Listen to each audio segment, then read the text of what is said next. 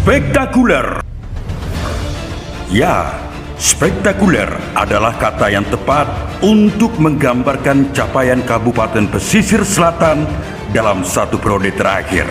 Sebelumnya, PSL termasuk daerah yang minim fasilitas, miskin sarana utilitas, akses dan sumber daya terbatas, diperparah oleh keuangan yang juga terbatas.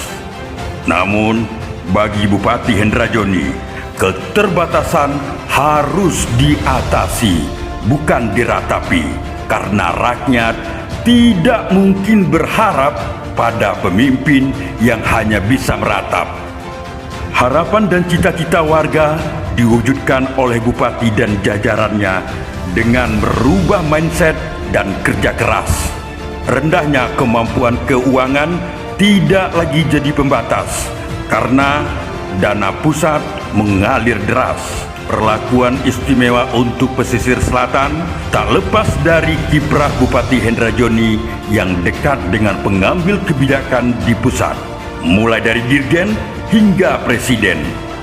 Alhasil, pembangunan infrastruktur fisik maupun sosial ekonomi dapat dipacu pesat, kualitas pelayanan publik meningkat. Jalan raya yang merupakan urat nadi pertumbuhan ekonomi diperbaiki, lebih luas, lebih mulus, dari Seguntua sampai Silaut.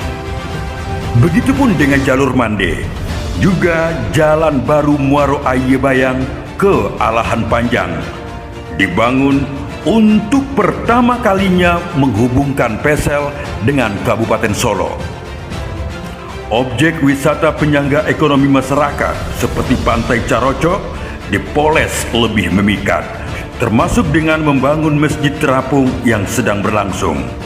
Infrastruktur ekonomi lainnya juga dibenahi, tempat pelelangan ikan, pasar ternak, hingga pasar semi modern di semua kecamatan. Kemampuan ekonomi petani dan peternak diberdayakan dengan bantuan peralatan, bibit ataupun ternak. Begitupun bantuan alat tangkap, asuransi dan perumahan nelayan, serta bantuan permodalan bagi pelaku ekonomi UMKM. Pelayanan di bidang kesehatan ditingkatkan, tidak hanya dengan melengkapi peralatan medis, tapi juga mengembangkan kapasitas semua puskesmas, menambah daya tampung rawat inap, sekaligus mengontrak tenaga kesehatan. Selain tenaga kesehatan, tenaga pendidik juga ditambah. Lebih 1.000 orang guru dikontrak untuk mengatasi kekurangan jumlah guru. Jadilah PSL satu-satunya daerah di luar Jawa yang berani mengontrak guru lebih dari 1.000 orang. Kebijakan tersebut adalah bukti komitmen pemerintahan Hendra Joni terhadap pendidikan, bukan jargon kosong belaka. Praktek-praktek penyimpangan ditiadakan. Pengangkatan dan penempatan kepala sekolah tidak lagi berdasarkan jumlah setoran. Kepala sekolah dan guru tidak lagi ditekan untuk membocorkan kunci jawaban ujian. Praktek itu dulunya dilakukan agar angka kelulusan meningkat sehingga dianggap berprestasi. Demi citra dan gengsi petinggi, pikiran dan moral mental generasi diracuni. Hendra Joni mengakhiri. Terobosan lain terlihat pada pelayanan dasar kependudukan yang menghasilkan layanan sampai pintu rumah warga. Urusan dokumen kependudukan seperti kartu keluarga, KTP, akta kelahiran dan kematian dapat diselesaikan di kecamatan. Warga yang berdomisili jauh dari pusat kabupaten tidak lagi harus ke Painan berhabis waktu, tenaga, dan biaya.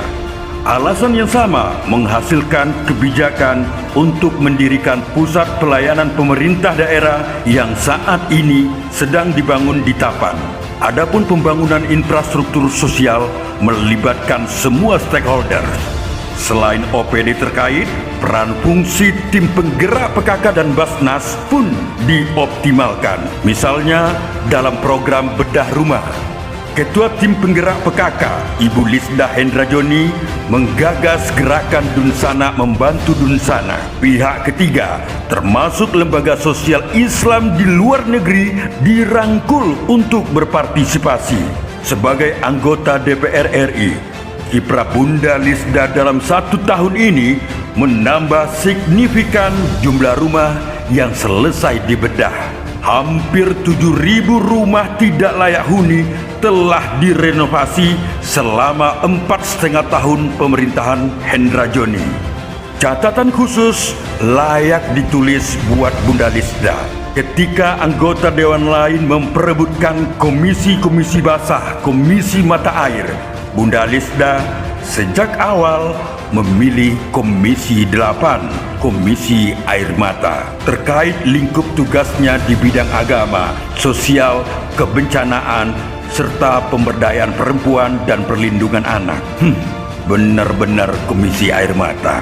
Tapi mantan pramugari pesawat kepresidenan itu lebih siap kehilangan aliran mata air daripada membiarkan air mata mengalir, terutama dari masyarakat pesisir selatan yang sangat dicintainya. Atas semua capaian kinerja pemerintah hari ini, pesisir selatan diakui sebagai daerah dengan kemajuan signifikan. Pengakuan tersebut sejalan dengan beragam apresiasi berupa 100 lebih penghargaan dari pemerintah pusat dan provinsi maupun lembaga non-pemerintah yang kredibel. Di antaranya, predikat wajar tanpa pengecualian WTP 5 kali berturut-turut untuk laporan keuangan yang baik. Penghargaan Kabupaten paling informatif, Kabupaten Sehat kategori tertinggi, Lembaga Pengelolaan Zakat Patuh Syariah amat baik. Bahkan, pelayanan dokumen kependudukan PSL selain mendapat penghargaan dari Menteri Dalam Negeri, sekaligus menjadi model peningkatan pelayanan publik secara nasional. Untuk kategori perorangan, Hendrajoni mengumpulkan belasan penghargaan. Di antaranya, pemimpin pembawa perubahan, tokoh yang komit dan konsisten dalam keterbukaan informasi, serta The Best Video and Performance 2020.